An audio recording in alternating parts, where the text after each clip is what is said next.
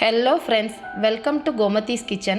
நம்ம இன்னைக்கு ரொம்ப டேஸ்டியான பன்னீர் பட்டர் மசாலா எப்படி செய்யலாம்னு பார்க்கலாம். அதுக்கு தேவையான பொருட்கள். இப்போ மசாலா ரெடி பண்ணுறதுக்கு முன்னாடி இந்த மாதிரி ஒரு வெள்ளை கிளாத் எடுத்துக்கோங்க. அந்த வெள்ளை கிளாத்தில் நம்ம வச்சுருக்க எல்லா ஹோல் கரம் மசாலாவையும் அதில் போட்டு நம்ம முடிச்சு போட்டு ரெடி பண்ணிக்கலாம். ஏன்னா நம்ம இதை அப்படியே நம்ம எண்ணெயில் பொரிக்க போகிறது கிடையாது, தாளிக்க போகிறது கிடையாது. ஏன்னா இதோட எக்ஸ்ட்ராக்ட் மட்டும்தான் நமக்கு தேவை. இதை அரைச்சோம் அப்படின்னா அது வேறு மாதிரி ஃப்ளேவர் வரும். அதனால் இந்த மாதிரி ஒரு துணியில் எடுத்து கட்டி யூஸ் பண்ண போகிறோம் நம்ம.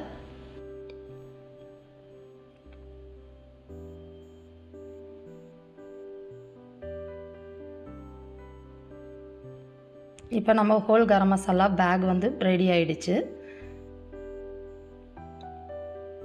இப்போ ஒரு குக்கரில் ரெடி பண்ணிடலாம் மசாலாவை. குக்கரில் கொஞ்சமாக ஆயில் ஊற்றிட்டு தேவையான அளவு கொஞ்சமாக பட்டரும் போட்டுட்டு இப்போ நம்ம கட்டி வச்சுருக்கோம் இல்லையா, அந்த கரம் மசாலாவை அதில் போட்டு தாளிச்சிக்கலாம். இப்போ இந்த மாதிரி பண்ணுறப்ப இதோட எக்ஸ்ட்ராக்ட் மட்டும்தான் நமக்கு இதில் வரும். ஹோல் கரம் மசாலாவோட ஃப்ளேவர் மட்டும்தான் நமக்கு கிடைக்கும். ஃபைனலாக இதை நம்ம டிஸ்போஸ் பண்ணிவிடுவோம். இப்போ கட் பண்ணி வச்சுருக்க ஆனியனையும் போட்டு நல்லா வதக்கிடலாம். கொஞ்சமாக உப்பு போட்டு வதக்குனீங்க அப்படின்னா நல்லா வதங்கிடும். ரொம்ப வதங்கணும்னு அவசியம் கிடையாது, கொஞ்சமாக வதக்கிக்கோங்க. இப்போ நம்ம இஞ்சி பூண்டு பேஸ்ட்டையும் போட்டு வதக்கிடலாம். பச்சை வாடை போகிற அளவுக்கு வதக்கிடுங்க. ஏன்னா இஞ்சி பூண்டு வாசனை வேறு மாதிரி வர ஆரம்பிச்சிடும்.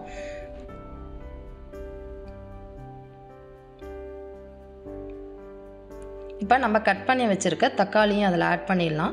தக்காளி ரொம்ப வதங்கணும்னு அவசியம் கிடையாது. ஏன்னா நம்ம குக்கர் மூடி போட்டு விசில் விட போகிறோம். அதனால் கொஞ்சமாக வதக்கினா போதும்.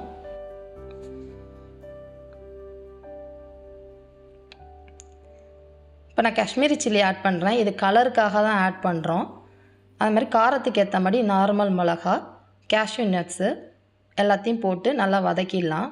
எல்லாத்தையும் ஓரளவு மிக்ஸ் பண்ணிவிட்டு தேவையான அளவு உப்பையும் போட்டுட்டு மிக்ஸ் பண்ணிடலாம்.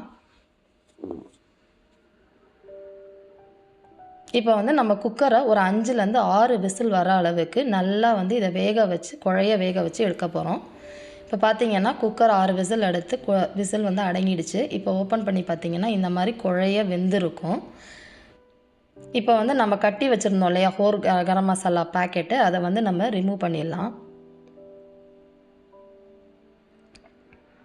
இப்போ இந்த தண்ணியை மட்டும் வடிச்சிடலாம். வடிச்சிட்டு மிச்சத்தை நம்ம மிக்சியில் போட்டு பேஸ்ட் ஆக்கிக்க போகிறோம். தண்ணியோடு அடிச்சிங்க அப்படின்னா ரொம்ப குழன்னு ஆகிடும். அதனால் தண்ணியை வடிச்சிருங்க.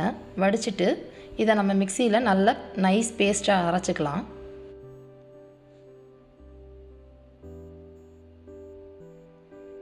இந்த மாதிரி அரைச்சி எடுத்துக்கோங்க. எடுத்துட்டு இப்போ நம்ம வடித்து வச்சுருக்கோம் இல்லையா தண்ணி, நம்ம ஏற்கனவே மசாலாலேருந்து அந்த தண்ணியோடு இதை மிக்ஸ் பண்ணிவிட்டு இப்போ பார்த்தீங்கன்னா ஓரளவு லிக்விட் கன்சிஸ்டன்சியில் இருக்கும். இதில் நம்ம மிளகாலாம் போட்டனால அது விதையெல்லாம் இருக்கும். அதனால் நம்ம அதை வடித்து எடுத்துக்கலாம். ஸ்ட்ரெயின் பண்ணிங்க அப்படின்னா நல்ல ஒரு ஸ்மூத்தான பேஸ்ட் மாதிரி நமக்கு கிடைக்கும். அதில் பார்த்தீங்கன்னா விதையெல்லாம் இருக்கும் பாருங்கள், அதெல்லாம் ரிமூவ் பண்ணிவிடுங்க. இப்போ நமக்கு சாஃப்டாக ஸ்மூத்தாக நம்மளோட பன்னீர் பட்டர் மசாலா பேஸ்ட் ரெடி ஆகிடுச்சு. இப்போ நம்ம ஒரு பேனில் பட்டரை ஊற்றிட்டு நான் ஜீரகத்தை வறுத்து பொடியாக்கிக்க வச்சுருக்கேன். அதையும் கொஞ்சம் ஆட் பண்ணியிருக்கேன். ஆட் பண்ணிவிட்டு கொஞ்சம் நேரம் மசாலா வாசனை, அந்த பச்சை வாசனை போகிற அளவுக்கு வதக்கிட்டு நம்ம பேஸ்ட் ரெடி பண்ணோம் இல்லையா, அந்த பேஸ்ட்டையும் அதில் ஊற்றிடலாம். ஊற்றி நல்லா வதக்கிடுவோம்.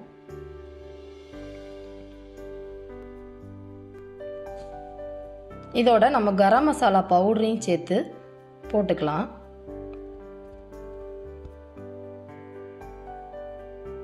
போட்டு நல்லா மிக்ஸ் பண்ணிக்கோங்க. இதோட நம்ம கஸ்தூரி மேத்தியை இந்த மாதிரி கையில் பவுடராக்கி இந்த மாதிரி போட்டிங்க அப்படின்னா அது எக்ஸ்ட்ரா ஒரு ஃப்ளேவராக இருக்கும், நல்லாவும் இருக்கும்.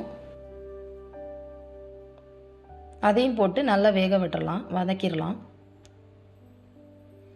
தேவையான அளவு உப்பு சேர்த்து ஒரு 10லேருந்து 15 நிமிஷம் மூடி வச்சு வேக விடுங்க. நம்ம போட்டிருக்க ஆயிலும் பட்டரும் நல்லா பிரிஞ்சு வரும்.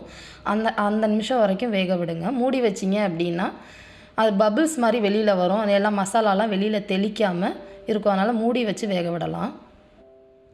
மீடியம் சிம்லேயே வைங்க. இப்போ பார்த்திங்கன்னா நம்ம போட்டிருக்க ஆயில் பட்டர் எல்லாமே வெளியில் வர ஆரம்பிச்சிருச்சு. இதோட கடைசியாக ஃபைனல் டச்சுக்கு கொஞ்சமாக சுகர் போட்டோம் அப்படின்னா தக்காளியோட புளிப்பு டேஸ்ட்டை வந்து கொஞ்சம் கம்மிப்படுத்தி கொஞ்சம் லைட்டாக ஸ்வீட்டாக இருக்க மாதிரி இருக்கும். அதுதான் வந்து எக்ஸ்ட்ரா ஒரு டேஸ்ட்டாகவும் இருக்கும் பன்னீர் பட்டர் மசாலாவுக்கு. இப்போ பார்த்திங்கன்னா பட்டர் மசாலா ரெடி ஆகிடுச்சு. இதை வச்சு நம்ம பன்னீர் பட்டர் மசாலா எப்படி பண்ணலான்னு பார்க்கலாம். அதுக்கு ஒரு பேனில் பட்டர் விட்டு நம்ம கொஞ்சம் கேப்சிகம் இந்த மாதிரி க்யூப் மாதிரி கட் பண்ணி அதை கொஞ்சம் வதக்கிக்கலாம். உப்பு போட்டு வதக்குனீங்க அப்படின்னா சீக்கிரம் வதங்கிடும்.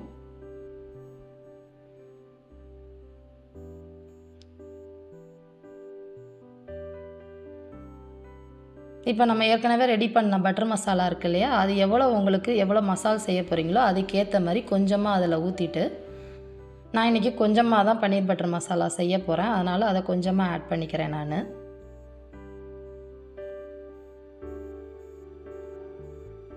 ஆட் பண்ணிவிட்டு கொஞ்சம் நேரம் வதக்கி அதை மூடி வச்சுருங்க. அந்த ஆயில் வந்து நல்லா பிரிஞ்சு வரும் பட்டரு. அதோட நம்ம அந்த போட்டிருக்க கேப்சிகமும் வெந்து அந்த மசாலாவோட டேஸ்ட்டும் இறங்கியிருக்கும். இப்போ பார்த்திங்கன்னா ஒரு 10 நிமிஷம் கழித்து இந்த மாதிரி இருக்குது. இப்போ வந்து கொஞ்சமாக க்ரீமோ இல்லை நம்ம ஏதாவது வீட்டில் பாலோ இருந்தால் அதை ஆட் பண்ணிக்கலாம்.